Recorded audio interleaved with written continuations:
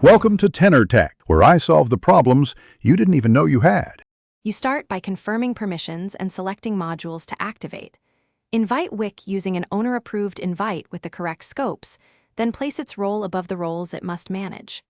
Once done, set up a dedicated moderation role for your team and verify the bot is online. Make sure logging channels exist and that the bot has sent messages, manage roles, manage channels, and read message history. This gets you ready to configure rules and tests without interruptions. Next, you configure core moderation to reduce noise and abuse. Use Wick's auto mod to block invites, suspicious links, and mention floods.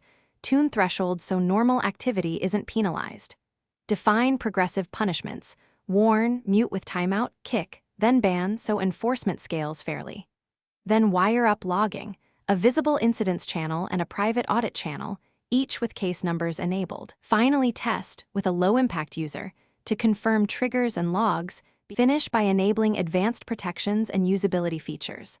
Turn on raid mode and anti-alt checks to block mass join attacks, and use verification gates or reaction roles to reduce bot-triggered entries.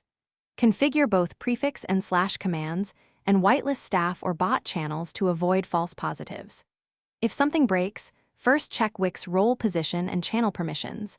Next, look for conflicting bots or duplicate automod rules. If permissions are correct but the issue persists, reload settings and retest with a staging user. Thanks for watching. Subscribe to keep your life in tune.